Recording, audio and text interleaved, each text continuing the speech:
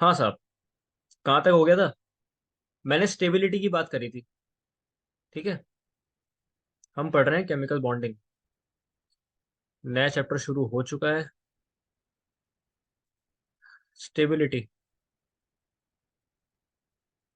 सारी कहानी इसी की है। बॉन्ड क्यों बनता है?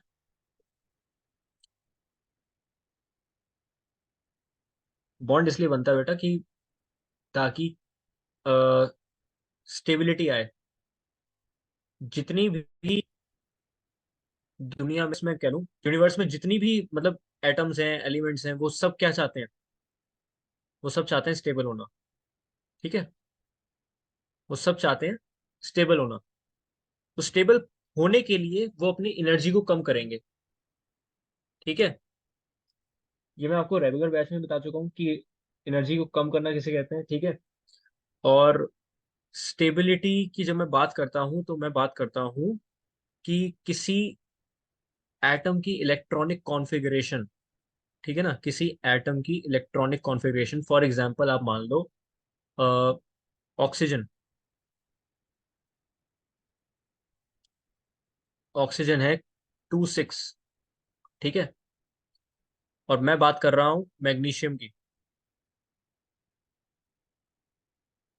मैं मैग्नीशियम की बात कर रहा हूँ। It is 2 8 2। ठीक है भाई। अब दोनों क्या करेंगे? दोनों को बॉन्ड बनाना पड़ेगा to attain a stable configuration. Stable configuration इसलिए बोलते हैं। क्लियर है ये बात? अच्छा। ये जब बॉन्ड बनाएंगे तो क्या होगा? मैग्नीशियम पे 2 पॉजिटिव वैलेंसी होती है और ऑक्सीजन पे O2 नेगेटिव। ठीक है। तो जब ये दोनों बॉन्ड बनाएंगे तो बेटा ये बनेगा MgO। क्लियर है ये बात? अच्छा। तो ये बात आपको क्लियर हो गई कि बॉन्ड क्यों बनता है।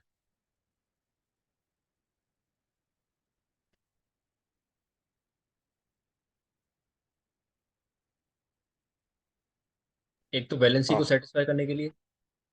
ठीक है। एक तो वैलेंसी जो है सेटिस्फाई हो रही है हमारी, 2 पॉजिटिव और 2 नेगेटिव। बिल्कुल हो रही है यार। ठीक है। हम्म। अच्छा। ऑक्टेट और ड्यूप्लेट, ये अपने 2 इलेक्ट्रॉन इसको दे रहा है, तो इसका तो ऑक्टेट हो जाएगा। ठीक है। और क्योंकि इसमें से 2 इलेक्ट्रॉन जा रहे हैं तो इसका भी ऑक्टेट हो गया। लास्ट सेल में 8 इलेक्ट्रॉन हो गए। अब मैं आपको थोड़ा सा क्लास 11th वाला कॉन्सेप्ट बताना चाह रहा हूँ, हल्का सा, बहुत थोड़ा सा। मैं कह रहा हूँ स्टेबल कॉन्फ़िगरेशन। ठीक है।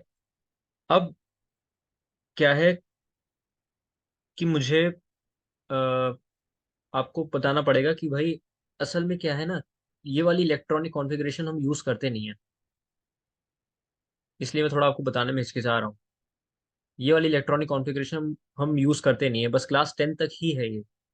ठीक है। आगे चल के एक एडवांस इलेक्ट्रॉनिक कॉन्फ़िगरेशन आती है which is based on aufbau principal.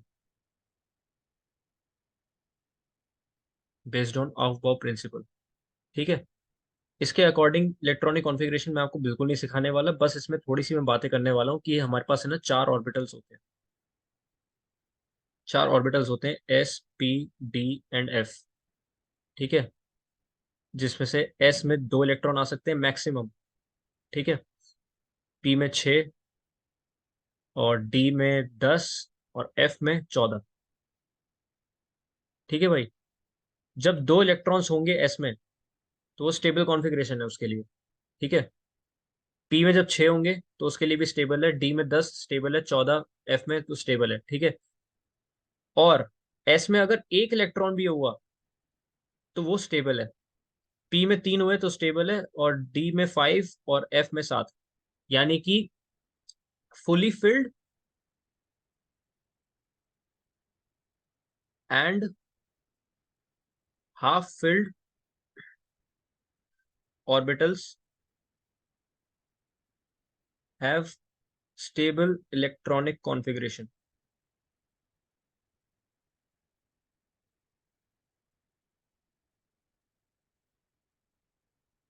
Clear है बात। जैसे मैं बात करता हूँ, सोडियम की बात कर लेते हैं। 11, 23, 11 Na। ठीक है। 281, ये तो हमारा बच्चों वाला हो गया, इलेक्ट्रॉनिक कॉन्फ़िगरेशन है ना। अब बात करते हैं इसकी भाषा में। बेटा ये होगा 1s2, 2s2, 2p6, 3s1। 11 electron है ना बेटा। ये वीडियो ऑन कर दो। अच्छा। 3s1 इसकी स्टेबल कॉन्फ़िगरेशन है भाई। ठीक है। बात कर लेते हैं मैग्नीशियम की। 1s2, 2s2, 2p6, 3s2। हम्म। इसकी भी स्टेबल है। क्लियर है बात।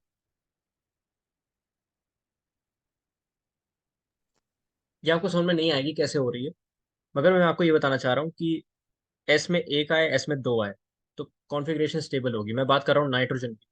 नाइट्रोजन मतलब 7, मैग्नीशियम 12 हो गया और नाइट्रोजन हो गया 7। ये हो गया 1s2, 2s2, 2p3। अब देखो बेटा, आपका एक क्वेश्चन आता है बड़ा फेमस पीरियोडिक टेबल से। पीरियोडिक टेबल से एक क्वेश्चन आता है आपका कि आयनाइजेशन एनर्जी ऑर्डर बताओ यार। आयनाइजेशन एनर्जी का ऑर्डर बताओ जरा। BCNOF, क्या ऑर्डर होगा इसका?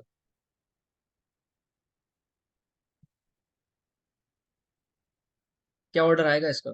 अच्छा, ionization energy down the group क्या होता है? डाउन द ग्रुप जाने पे साइज बढ़ता है एटम का। ठीक है।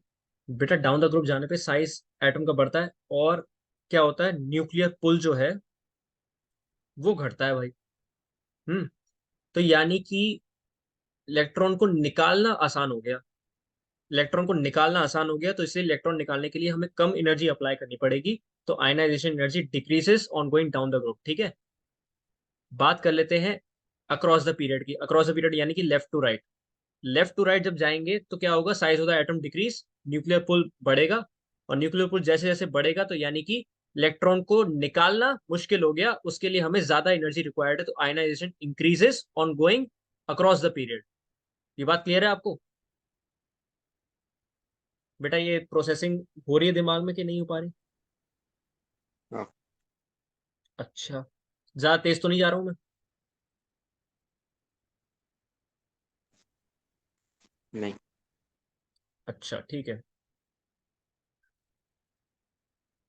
तो यानी कि अक्रॉस द पीरियड जाने पे आयनाइजेशन एनर्जी बढ़ेगी। तो BCNOF, ये ऑर्डर आना चाहिए। अब देखो जरा ध्यान से।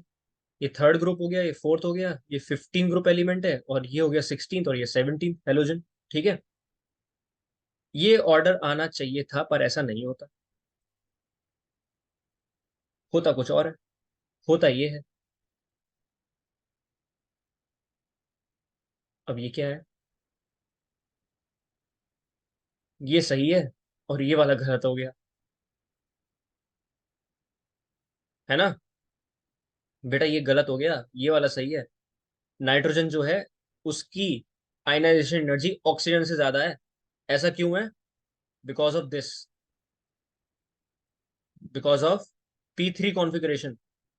P3 यानी कि ये देखो जरा, मैंने क्या लिखा है यहाँ पे, P6 और 3 में स्टेबल कॉन्फ़िगरेशन होगी। और जिसकी स्टेबल कॉन्फ़िगरेशन होती है उसके में से इलेक्ट्रॉन को बाहर निकालना बहुत मुश्किल काम है। जैसे कि मैं बात करूं नोबल गैसेस की। मैं बात करता हूं नोबल गैसेस की। हीलियम, हाइड्रोजन,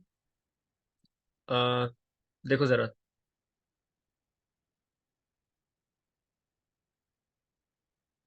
ठीक है। आर्गन, क्रिप्टन, जेनॉन, रेडॉन, तो ये सारे एटॉमिक नंबर वालों की आयनाइजेशन एनर्जी बहुत ज्यादा हाई होती है। ठीक है।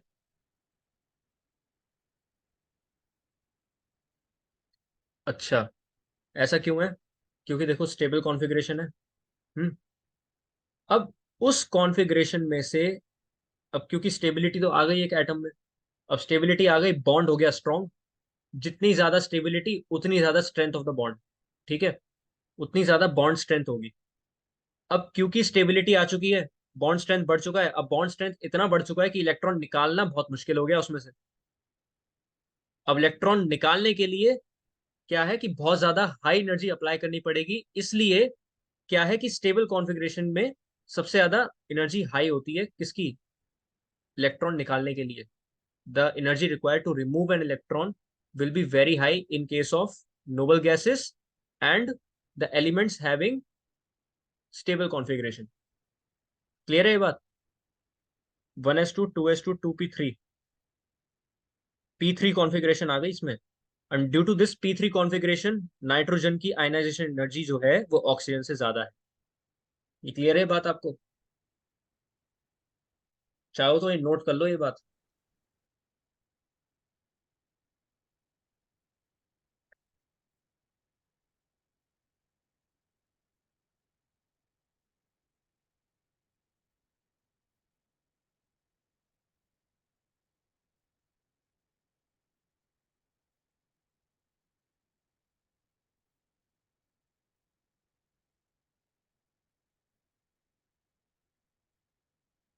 हम केमिकल बॉन्डिंग पढ़ के आ रहे हैं तो हमें थोड़ा बहुत बेसिक पता होना चाहिए उसका। ठीक है, रेगुलर बैच में। और पीरियोडिक टेबल ही पढ़ के आ रहे हैं। In fact periodic table first chapter है आपका, ये सेकंड है।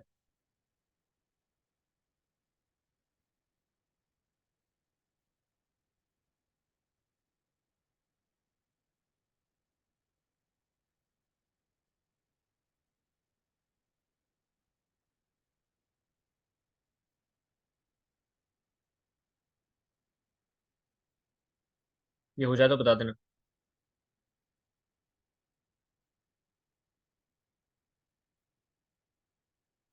हो गया। ठीक है। हो गया। हम्म। तो इसके लिए मैं क्या लिखूंगा केमिकल बॉन्डिंग के लिए? मैं आपको लिखवा रहा हूँ इसमें। इसके लिए मैं क्या लिखने वाला हूँ? टू अटेन स्टेबिलिटी,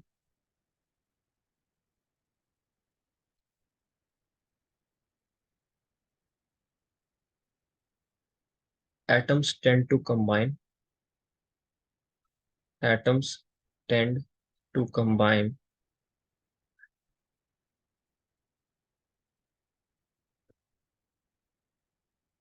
chemically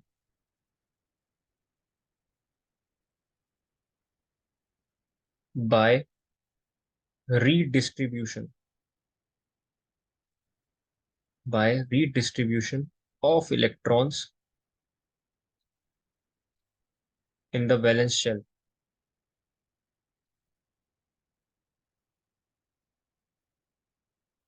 ठीक है, the valence shell, so that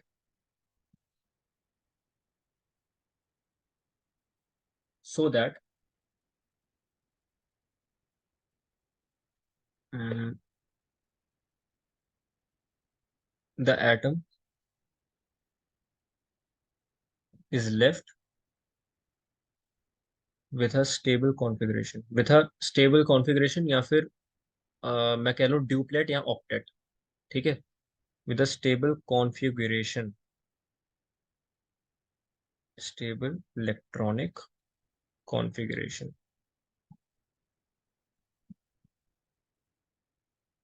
ठीक है, ये चीज नोट कर लो आप, ये बड़ा इंपॉर्टेंट है कि केमिकल बॉन्डिंग का ऑब्जेक्टिव क्या है, बॉन्ड क्यों बनना चाहिए, टू अटेन स्टेबिलिटी। ठीक है, यही मैं आपको बताना चाह रहा था।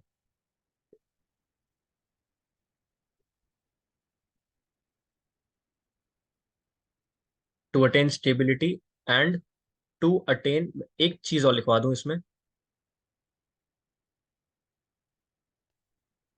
To attain nearest noble gas configuration. What is nearest noble gas configuration? ये मैं आपको बता दूं, जैसे कि हाइड्रोजन है, ठीक है, हाइड्रोजन का ये एलिमेंट हो गया, ये एक एलिमेंट है हाइड्रोजन का।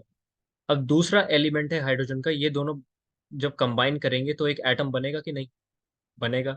क्यों बनना चाहिए? देखो साहब, एक इलेक्ट्रॉन इसके पास है, एक इलेक्ट्रॉन इसके पास है, इसको चाहिए ड्यूप्लेट, है कि नहीं? इसको स्टेबल होने के लिए ड्यूप्लेट चाहिए, तो ये बना देगा H2। H2 का एक एटम होता है, H2 का एक एटम हो गया। क्लियर है? तो इसका ड्यूप्लेट अटेन हो गया, आप देख सकते हो इसके अब लास्ट शेल में 2 इलेक्ट्रॉन हो गए। क्लियर है ये बात?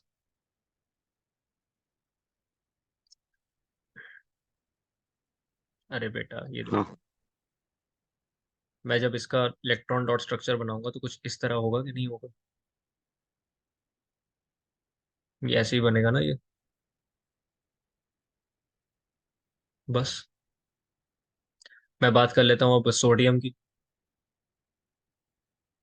क्लोराइड क्लोरीन की, ठीक है। 281 287, ठीक है। नियरेस्ट नोबल गैस कॉन्फ़िगरेशन, इसका नियरेस्ट नोबल गैस कॉन्फ़िगरेशन क्या था? हीलियम का, आई मीन हाइड्रोजन का हीलियम ही था, ठीक है। तो इसने हीलियम वाली कॉन्फ़िगरेशन अटेन कर ली। हम्म। हाइड्रोजन जो है वो हीलियम वाली अटेन कर लेगा। बेटा यहाँ पे मैंने एच लिख दिया, या एन ही आना चाहिए, सॉरी। आपने भी नोटिस नहीं करी, मैंने भी नोटिस नहीं करी। बोल तो दिया करो कम से कम यार। अच्छा,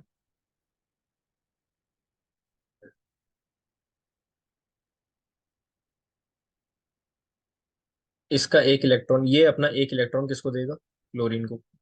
ये हो जाएगा 288, और ये होगा 28। नियरेस्ट इनर्ट गैस कॉन्फ़िगरेशन यानी कि, देखो आप, इसका 18 हो गया। अब इसकी जो कॉन्फ़िगरेशन है वो आर्गन जैसी हो गई, और इसकी कैसी हो गई? इसकी नियॉन जैसी हो गई। ये बात क्लियर है?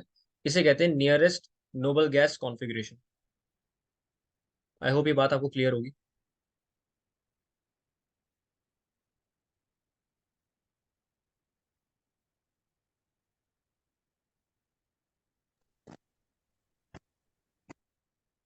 बिल्कुल बेसिक समझा रहा हूँ अभी मैं, बिल्कुल basic.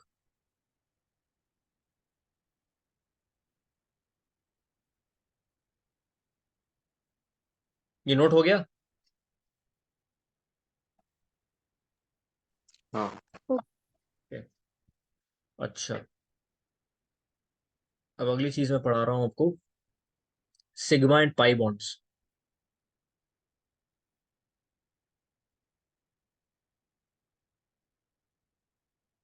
Sigma and pi bond.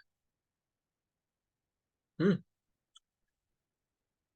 अब एक जैसे क्वेश्चन आ गया आपके पास, हम ऑर्गेनिक पढ़ के आए हैं, हमें पता है कि व्हाट इज एसीटोन, एसीटोन का स्ट्रक्चर कैसे बनता है। मैंने पिछली क्लास में भी यही एग्जांपल लिया था, एसीटोन, CH3COCH3। अच्छा, नोलाक्षी इसका IUPAC नेम क्या होगा?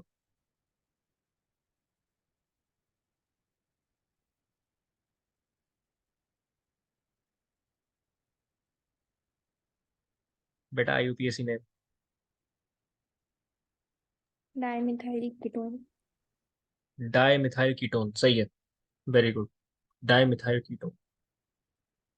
एक और नाम होगा इसका, इसका नाम है प्रोपेन टू ओन। क्लियर है? बेटा ये एन के बाद ई तो नहीं आएगा ना? कि ई आएगा? क्यों? ये ई आएगा यहाँ पे एन के बाद, इधर नहीं आएगा। आपको पता है, मैंने आपको बताया था वो रूल, कि जब बाद में वॉवल आए तो एक वॉवल कट जाता है, ई कट जाता है पहले का। अच्छा, सिग्मा बॉन्ड।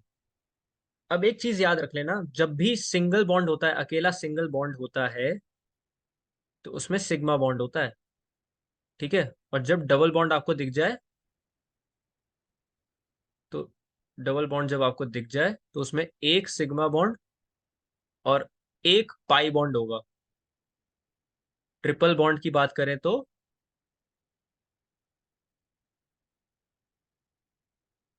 एक सिग्मा बॉन्ड और 2 पाई बॉन्ड, ठीक है।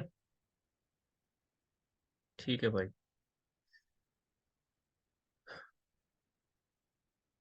अब जैसे मैंने एसीटोन का एग्जांपल लिया, तो एसीटोन का जो स्ट्रक्चर है वो मैं ऐसा बना रहा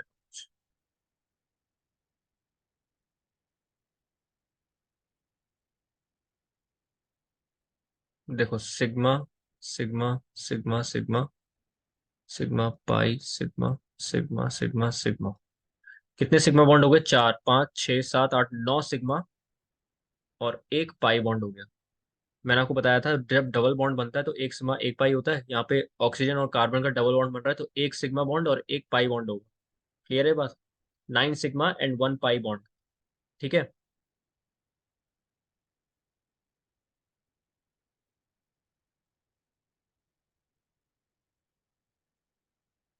एक क्वेश्चन करें? करते हैं। नंबर ऑफ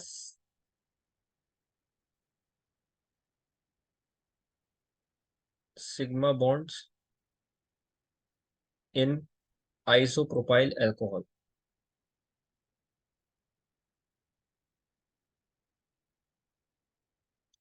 आइसोप्रोपाइल अल्कोहल में कितने सिग्मा बॉन्ड होंगे? बेटा आइसोप्रोपाइल ऐसा बनेगा ना।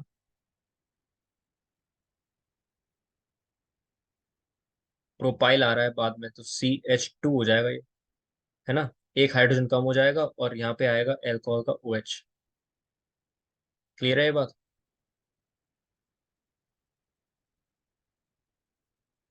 तो इसका स्ट्रक्चर कैसा बनेगा, थोड़ा फैला के बनाया है उसको।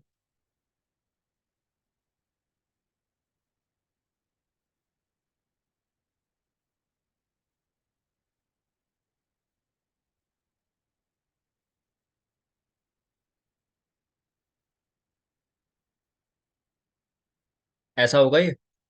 तो बताओ मुझे, कितने सिग्मा और कितने पाई? पाई तो बनेंगे ही नहीं, क्योंकि डबल बॉन्ड या ट्रिपल बॉन्ड तो है ही नहीं।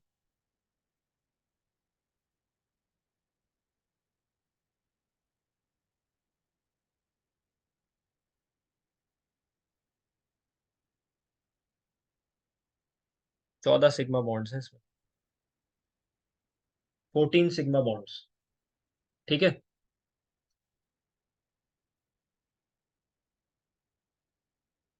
तो इस तरह के क्वेश्चन आपके बहुत कम चांसेस है वैसे आने के। MCQ में हो जाए तो आ जाए। MCQ में आ सकता है बस ये। ठीक है। उससे ज्यादा कोई चांस नहीं है इसके आने के। अच्छा भाई, मैं बात कर लेता हूँ अब strength of sigma and pi bonds. ठीक है। Sigma bond is stronger than pi bond.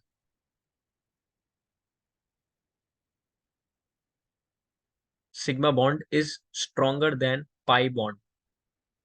ऐसा क्यों? Due to large extent of overlapping. Due to large extent of overlapping. अब आप कहोगे भैया ये सब सिलेबस में तो है नहीं, फिर क्यों पढ़ाए जा रहे हो? बेटा तुम्हें दिखाई नहीं दे रहा, पर ये सिलेबस में है। मेरी बात समझने की कोशिश करो। एक क्वेश्चन हमने फेस करा था ऑर्गेनिक में। ठीक है। कि why are alkanes relatively reactive,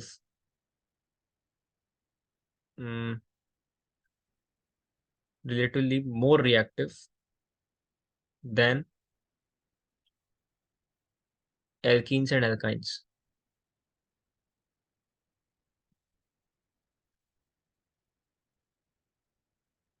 ये था। अब बेटा एल्केन्स जो होते हैं, मैं बता चुका हूँ, सिंगल बॉन्ड वाले एल्केन्स होते हैं। ठीक है। ऑर्गेनिक में तो यानी कि सारे सिग्मा बॉन्ड होंगे इसमें। और एल्कीन में एक एक सिग्मा होगा, एक पाई होगा, है ना। सिग्मा और पाई दोनों होंगे। एल्काइन की अगर बात करें तो इसमें भी सिग्मा और पाई दोनों होंगे। एल्काइन में ज्यादा होंगे pi bond as compare to alkene. तो क्या रिलेशन है इस चीज का? इसका रिलेशन ये है कि सिग्मा बॉन्ड क्योंकि ज्यादा स्ट्रांग है, ठीक है ना। सिग्मा बॉन्ड क्योंकि ज्यादा स्ट्रांग है तो इसलिए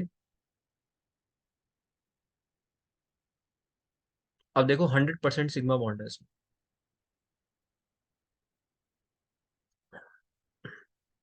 एक से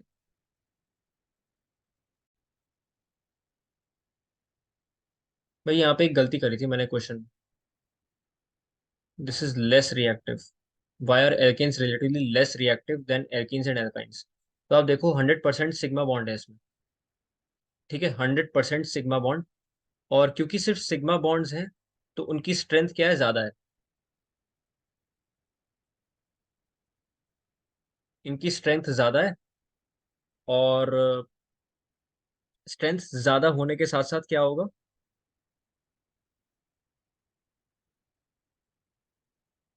सीधी सी बात है यार, इनको तोड़ने में बहुत एनर्जी लगेगी। ठीक है, इनको तोड़ने में बहुत ज्यादा टेम्परेचर लगेगा। अब क्योंकि तोड़ने में बहुत ज्यादा टेम्परेचर लगेगा और तो इनका डिकम्पोजिशन बहुत ज्यादा मुश्किल हो गया। तो ये रिएक्ट नहीं हो पाएंगे। इनका बॉन्ड का टूटना बहुत मुश्किल है। ठीक है, इनके बॉन्ड का टूटना बहुत मुश्किल है। बॉन्ड टूटने चाहिए तभी रिएक्टिविटी होती है। पुराने बॉन्ड्स टूटते हैं, नए बॉन्ड्स बनते हैं। ठीक है।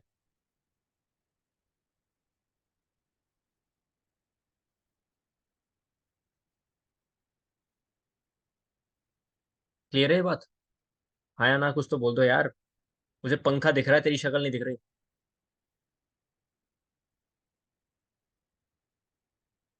हाँ।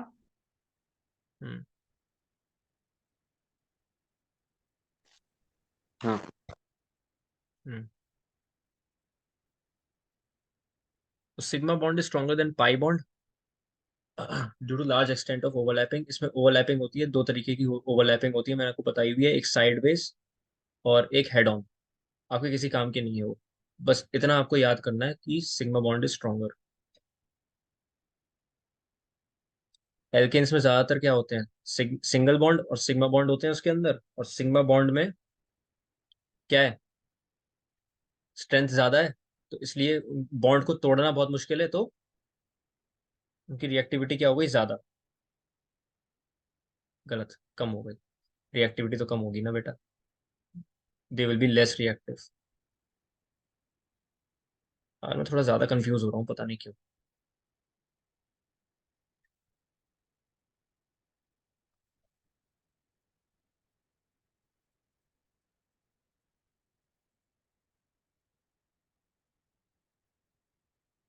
अरे बात क्लियर है कि नहीं है।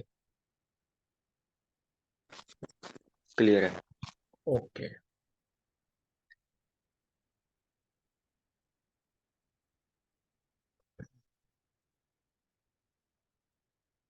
अब बात कर लेते हैं what is a chemical bond. चलो फाइनली सारी कहानी खत्म हुई, हमने जान लिया रीजन क्या है केमिकल बॉन्ड का फॉर्मेशन, क्यों बॉन्ड का फॉर्मेशन होना चाहिए।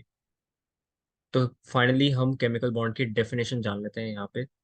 Chemical bond, a chemical bond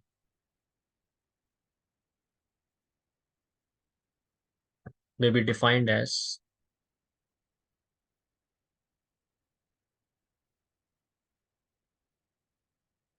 the force of attraction between any two atoms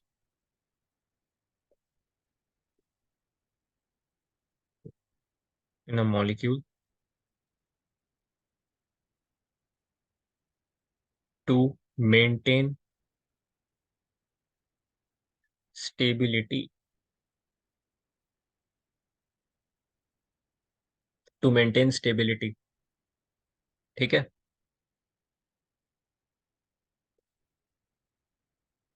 अब तीन तरह के केमिकल बॉन्ड होते हैं, देर आर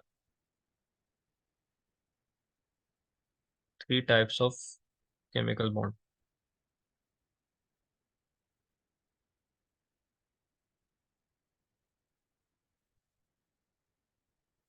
पहला हो गया आयनिक।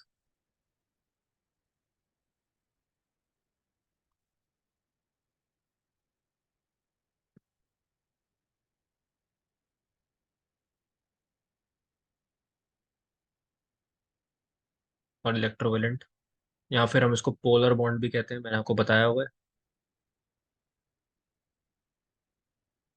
पोलर बॉन्ड, ठीक है।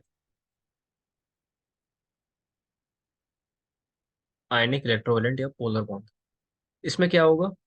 इसमें ये होगा कि there will be a transfer, there is a transfer of one और मोर electrons from one atom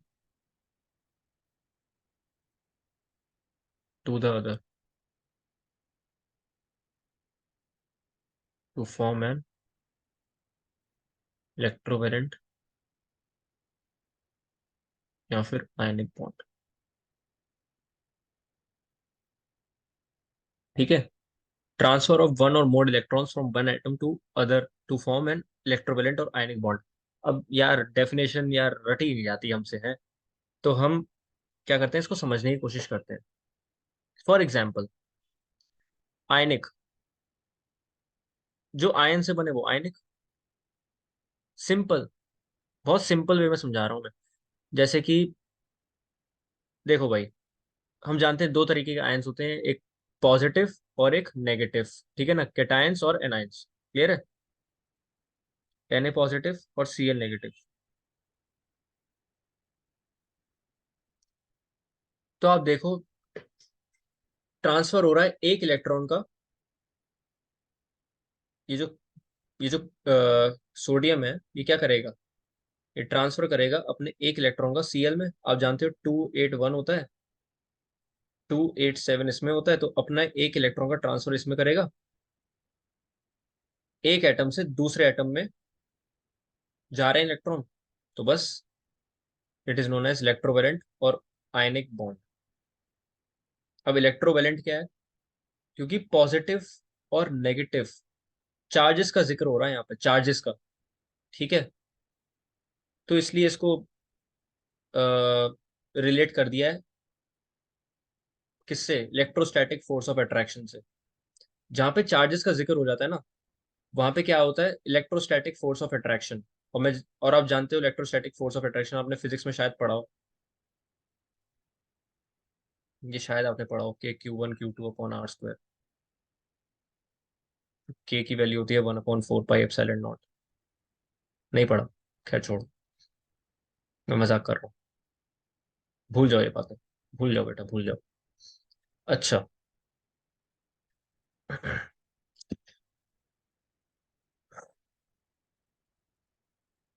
ये बात क्लियर है। और वैलेंट क्यों बोला?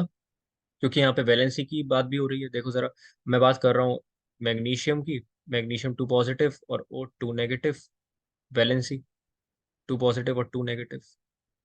तो इसमें भी इलेक्ट्रॉन्स की शेयरिंग होगी। शेयरिंग नहीं, सॉरी, शेयरिंग होती है उसमें कोवलेंट में। इसमें सीधा ट्रांसफर ही होगा, शेयरिंग नहीं होगी इसमें,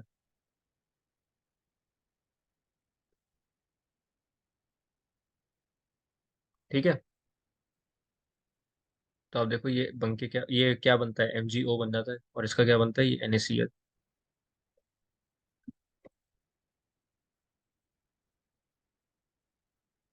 क्लियर है ये बात? पहला हो गया आयनिक, इलेक्ट्रोवेलेंट या पोलर। दूसरा होता है हमारा कोवलेंट या फिर मॉलिक्यूलर बॉन्ड,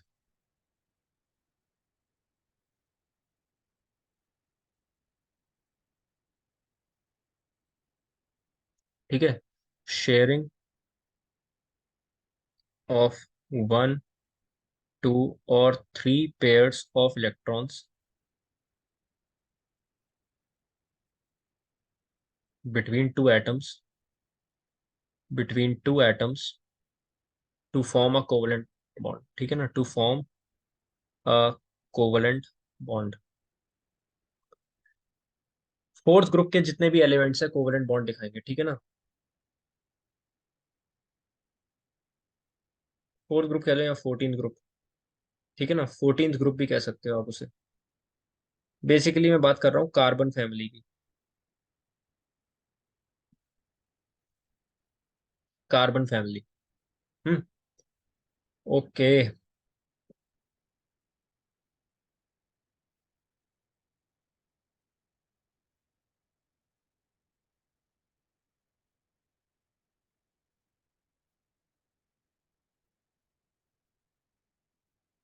एग्जाम्पल ले लेता हूँ इसका मैं।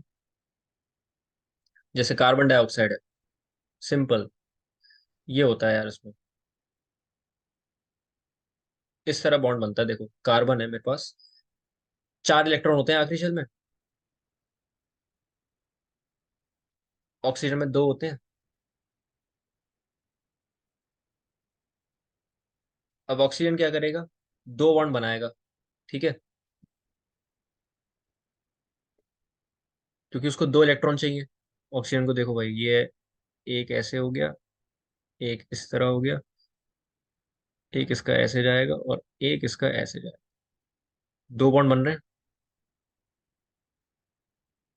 कि शेयरिंग ही हो रही है इलेक्ट्रॉन की।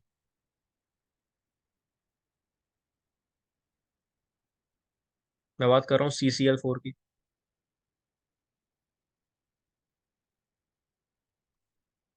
ये भी क्या बनाता है, this is also covalent bond.